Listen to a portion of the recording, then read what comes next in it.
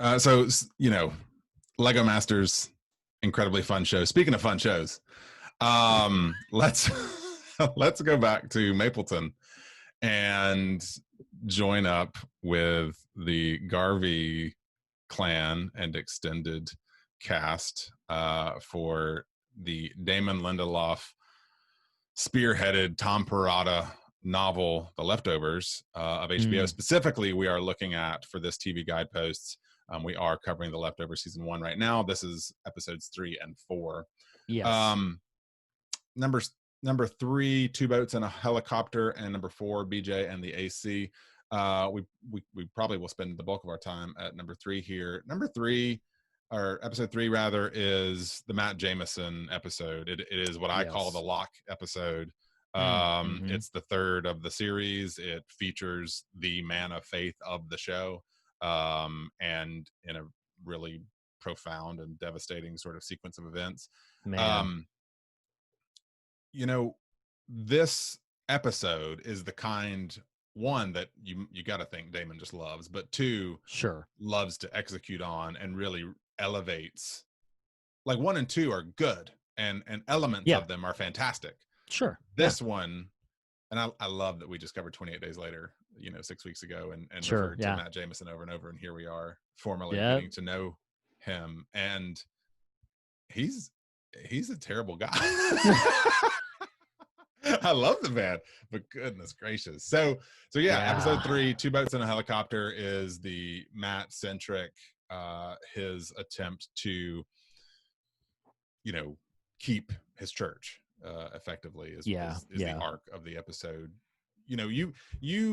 I think we both had only seen the series in total once, right? So this this is my second time reviewing for you. What stood out for you in this episode that either you may have not recalled or were excited to revisit? So what's funny is I did not remember this episode going where it did until the moment that he goes in and talks to the bank, the teller at the bank, and I realized, like, oh, this is that episode, because man, the last 15 minutes of this episode is absolutely galvanizing. But there wasn't a lot. I don't have a strong memory of season 1. Like most of the things we've been experiencing, I'm remembering them kind of in real time as they happen, not so much that I went into it with this vast knowledge. I remember much more from season 2 when we get there than I do of season 1 or 3. So it's gonna be interesting when we go back through it. Matt Jameson is my favorite character in this show. The entire show. I feel like he's the one with the strongest amount of complexity to his motivations, strongest amount of pathos, strongest amount of frustration. I feel like he's just the most interesting person. Not that the other characters are uninteresting, but he's the one that is kind of the most compelling, both his story, his actions, what he is and what he's all about. And Eccleston, he's so good. Oh my gosh, he's outstanding. Yeah, go ahead. Let's contextualize it this way. So we don't want to spend forever on each episode, and we've got a movie to get to and a guest, by the way, which I'll let you sort of prime us for that. But I feel like there's 2 scenes in this episode that are the if you were to distill Matt Jameson into 2 things, it's terrible and beautiful. And I do want to throw out one line that I just loved and is very exemplary of a lot of stuff about this show. It's when he gets on the elevator with the clown, and as the door is closing, he says, "Guess you and me are going to the same place." And it's just this great, we've already seen the clown at Heroes Day and the pilot, so we know where they're going, but it was just this perfect bit of it's kind of scripting and sort of choreography. But the scenes I want to focus on, and you can add as much or as little as you want here, but I'll start with the terrible, and then we'll go to the beautiful. Okay, sure. The terrible, but an amazing scene is his encounter with Nora, when we learn their relationship, and he's asking for money. She's kind of put off. You learn that he has been posthumously exposing people who Yeah. got taken in the sudden departure as wretched folks, and is making this a sort of cottage hobby for himself. Um, and it's just really sad. And this is where he divulges to Nora, his sister, that her husband, of whom the husband and her 2 kids were all taken in the departure. Um, listeners won't know this, but my brain is working really hard for the chronology we're Oh, operating sure. under Yeah. here. Right. So he divulges to her that her husband, Doug, was Yes. Yes. cheating on her, and that's the punch he leaves with her. And what's so kind of catastrophic about that moment is, and maybe I'm thinking about this in real time, I can't tell if he's not, I don't even know that he's doing it to harm her. He's actually Oh, positioning it as, I'm not going to expose you to the same sort of whatever that I'm doing right. to other Right. people. I don't know. It's just really like, on in a vacuum. If you just watch that scene and try to assess, okay, what is this character like? You're like, well, that's a terrible person. Yeah. Well, I think the biggest thing is that he truly feels, in the context of his efforts, that that's a righteous Oh, undertaking. sure. Yeah. And Yeah. I think that's crucial for the character being believable, is this thing he's doing about sort of confronting things like Heroes Day and confronting things like this is the rapture, that's Or it's not, right? That's what he's the kind of saying. It's yeah, not the rapture, right? he's saying that it's not the rapture, because he's saying, these are not good people. These are not people to be lauded. These are not people that we should just herald as the best among us. And there is a degree of nobility, or at least understandability, in what he's trying to do, to say, like, hey, let's not paint over the wrongdoings of these individuals. At the same time, the way he's going about it, I love the moment that happens later in the episode where he's like, I think I can see why you're getting punched in the face. Yeah. The You casino know? worker. Yeah. Yes. And so when he tells Nora, to your point, I don't think there is malice to it. I think Sure. this is Yeah. just, hey, I haven't told you this, but here's the deal. And it's devastating. He says to her, it's the one story I'll never publish. And I'm just like, oh my gosh, it is this mix of terrible, but Eccleston has this ability in his facial expressions to land on a look that just captures so much tension in what he's doing. Like, I wrote down a few things. So specifically, he conveys so many conflicting emotions. The moment he finds out Emily got better, but then finds out that it was before they prayed for her. Yeah. The moment that he's asked to baptize, Well, that's that's what I was gonna say. In these 2 scenes, it's like the Nora hymn scene and then the baptism scene, like that. Oh, That I um I remember a decent amount of the arc of this season. I had forgotten that moment, and so yeah. you had learned previous to that scene that the work of Matt Jameson is to try to keep, or at least of this couple episodes, is to keep the church open and in his sort of ownership. And so no one's attending, no one's coming. The sudden departure has turned us all into a completely different version of religious than we were previous to it. And um then you have this kind of 20 something, maybe 30-year-old new father, who walks in, and the line is, how long does it take to do a baptism? And to your point, Chris Eccleston's face is just this amazing, I wrote down, this amazing blend of joy and knowing. Like, he just, yeah.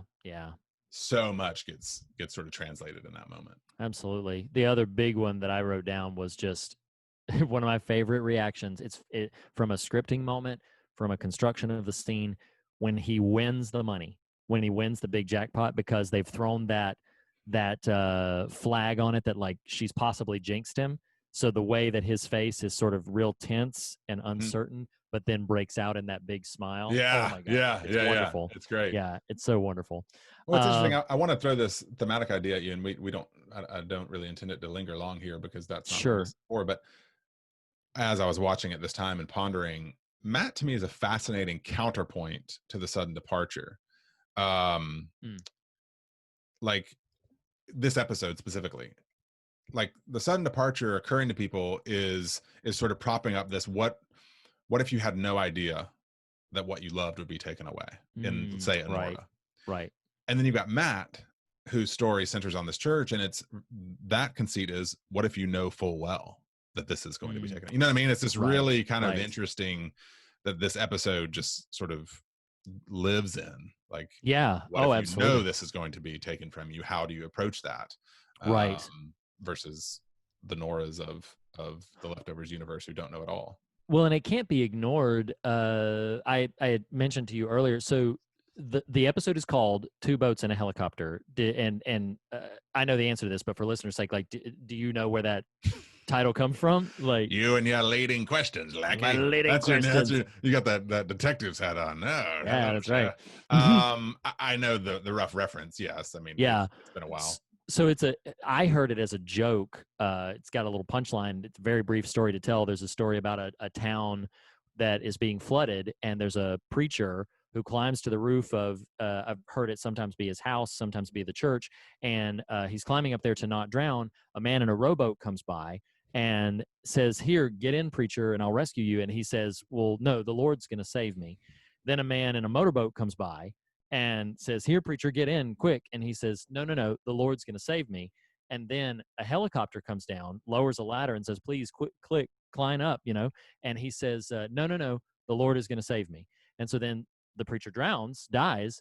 And when he gets to heaven, he confronts the Lord and says, like, "Lord, why did you not save me?" And the Lord says to him, "Sir, I sent you two boats and a helicopter. What do you expect me to do?" Right. and Yeah. and so that, in the context of this episode, is so much about, like, is the Lord helping, is the Lord opposed to him? And it's fascinating because to win, to go, that whole casino moment is so incredible. It's stunning to me, the way the scene is constructed, the way it narratively pans out.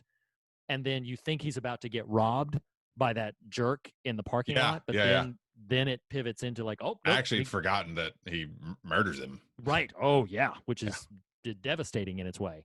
And then he gets back, and to have it all be ripped out from under him because of a momentary act of good Samaritanship is there's a lot of complexity to what this We episode probably is should about. have just done a whole Fear of God episode on this episode of The Yeah, Leftovers, because there's we could a have. lot We at could work have. in this one. Yes, yeah, too much to really unpack in these brief sort of assessments. But my final note on it is just when he gets to the bank, he's like, "It's only 10 minutes," and he tells him, Oh like, man. I'm it's only 10 minutes, and the guy's like, "That was 3 days ago." Right. And you realize that he's been in that coma for, or that, unconscious for 3 days. Masterful scripting on the show's part, and then just a really powerfully affecting moment. So yeah, I love this episode. This is the episode that I really, first time through it, it's hard to get through this first half of the season. This is an episode that will propel you, if anything Yeah. will, that will say, like, okay, there's some stuff going on here. It's worth hanging tight to see where the show goes. So let's move in however long we want to episode 4, BJ and Sure. the AC. What did you think the AC stood for?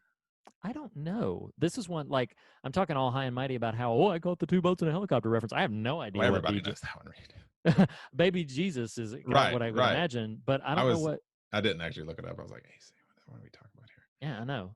Listener, if you have watched The Leftovers and are deeper into the lore than even we are, let us know if you know what that means. Yeah, what AC This is. one features pretty heavily Tommy and Christine, which I referenced a little bit last week, is maybe one of the weakest aspects of this whole season.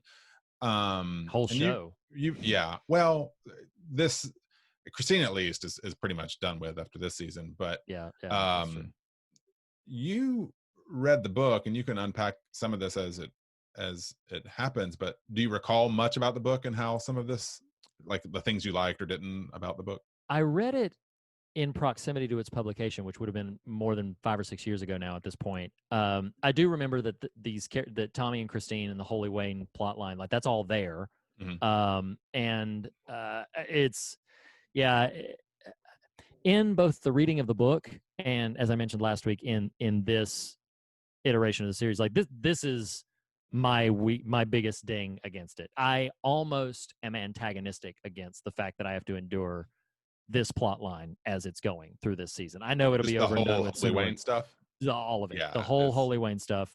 I there are do germs of some interesting stuff there, but on the but they, whole, yeah. yeah, that's all they do is really make me sick. I mean, But those to germs don't but do me to any the good. show's credit, it learns from its mistakes very Agreed. quickly. You know, And also in the show's defense, it's in the novel, and the first right, season right, is right. very much a relatively faithful adaptation of the plot of the novel. So that much I'm gonna sort of yield to it. But honestly, I have three very brief things I would mention about this episode, and I wrote this episode down as largely skippable. Like, I would say you could probably like view a couple of those scenes, and then otherwise, like, this episode was a slog for me, especially coming off of the Yeah, energy of sure. episode 3. It's just like, oh my gosh, this show is like it's just completely Well, different. and listeners will, you know, the the the things to be ambivalent on in season 1 only clear the runway for the soaring sort of aspects of seasons 2 and 3 to come. But Sure. Yes. Yes. I referenced them last week. I think you'll get this joke because of the weird way we record our podcast, but the Furtick twins just tripped me out. The They do. They I, do resemble. oh They yes, do. oh Alarmingly so. yes. I Oh, do love the wow. gag. You got to pretend that that's new. On a ghost story. I do love the gag when Kevin pulls them over and he says, "Which one of you is the smart one?" And they're both like, "There's this real uncertainty." I actually kind of, despite my comment a moment ago, I think they're fun. They are fun. They are purely utility, but They are. They they are. do it No. decently. I got a genuine chuckle out of when they've dropped off baby Jesus, and then he's like, "No, no, no, stop, stop, stop." And he's like, and he starts to drive, and he's like, "No, no, no, wait, Oh stop." yeah, yeah, yeah, yeah. When That Garvey's was watching them from the, like, they're trying so desperately to do this clean getaway, and they have this moment where they just have to struggle with it. well. Yeah. I don't totally disagree that a lot of this episode is um kind of middling as far as the overall stuff. I do love uh because I responded very strongly to the Lori Kevin dynamic in season 1. I think it's a very Mhm. powerful scene when she's with Meg delivering the divorce papers. It Uh, is. Yeah, I'm sorry. I don't mean no, to cut you off. no, I'm just identifying it as at Yeah, least on a certain that's one of level my. something rich That's about that episode. Yeah, that's one of my three. That's one of, like, if I were going to mention three specific moments that I think work really well in this episode, Lori delivering the divorce news through Meg because the guilty remnant won't allow her to speak. That's one. The second moment for me would be the view of the loved ones dummies all over Mm, everything. That's a pretty haunting idea. Just, hey, when you it don't. gets Yeah. utilized in extremely haunting fashion. Oh, absolutely. So that is a pretty affecting moment. And then, boy, if you were on the fence about whether the guilty remnant are good people or not, and then they break into houses to steal pictures of loved ones that are never coming back, that's a pretty Well, atrocious thing. but see, it's funny. Do you recall where that leads? No, my Okay. memory does Well, not. I just a moment ago, I wondered if you remember this. The loved ones strewn across the dummies strewn across the highway. This is signature Lindelof. He's building the box Mm, and mm, placing these breadcrumbs because the dummies are a signal to the viewer this thing exists in the universe of the show. right, right. The photos that they're stealing are very relevant to what's Oh, okay. I to don't the remember how. So, remnant. The okay. in these two episodes, the remnant buying the church and stealing the photos are key towards what you will ultimately learn. Oh, okay, Their kind okay. of All right. plot of season 1. I'm glad I don't remember that, because then Yeah, that'll probably be some it's revelatory awful, experiences as I but go through. Okay, it kind of okay. affirms where you're going. But the Ah, awfulness isn't stealing photos; it's what they're doing with them. gotcha, gotcha. Uh, so I do want to, as a final note here, I kind of love for an episode that centers on the baby Jesus doll Mm-hmm. that feels a little weird, right? It feels like an Yeah, odd right, thing to build the episode around, which means it must mean something. Um, right, right. I'm I don't know if you recall this from the Star Wars B-side. You were off fighting intergalactic, bad Took a guys. lot out of me. Yeah. Yeah, I know. I'm thankful you made it out relatively unscathed, despite that bionic hand you now have. Talk about the bionic hand. Yeah. So, Ian in that episode references we were talking about Ray, the Ray from Nowhere concept, and this phrase he threw out there was sometimes it's just a scavenger from Jakku, because we were talking about Rise of Skywalker. Well, where I'm going with this is I love how this episode resolves with the baby Jesus. And what I wrote is, so Matt shows up, he saves the day with I had an extra, and Kevin ends up throwing the initial baby Jesus out the window. And I wrote, sometimes a doll is baby Jesus, sometimes it's just a doll, and sometimes it's both. And I just really love like and I don't want to dwell here unless you just want to, but like the things we imbue with sort of meaning and impact and power, the things that once the meaning we've assigned to them no longer applies, we kind of rescind from them. I don't know. It's just understood. Really, no, I don't exactly know how to unpack that, but something about that was really kind of powerful to me. No, I understand. Yeah, I hear where you're going. Do you though? Yeah, I do. I do. Yeah, I would linger there for maybe a moment, but I actively want to resist digging too deep into the heels of this, because we're gonna in 3 weeks' time we're gonna dive into season 1 and all that it has for us. So stay tuned for that, ladies and gentlemen. That concludes another installment. We forgot to end it. Yeah, we're so out of sorts with this. We're so out of sorts with this. So wait. Okay. We're gonna rectify that right now, at least for the audio version of this. So that concludes another installment of #TV Guideposts, where we consume our leftovers once again, and we are saying goodbye to episodes 3 and 4, where one of them was super fantastic, awesome, and amazing, and the other one was not that, but still has a lot to offer for maybe some people in some contexts somewhere, because we imbue with meaning. Sometimes it's a doll, sometimes it's an episode, sometimes it's Jesus, sometimes it's TV Guideposts. That's what we're doing. So see you next time. Happy new video era, everyone. No kidding. So all right, yeah, we're gonna have to figure out how to make that work. No, you're good. Why don't you tee us off? We've got two whole sort of things here. Why don't you tee us off for what listeners can expect in the next? Absolutely.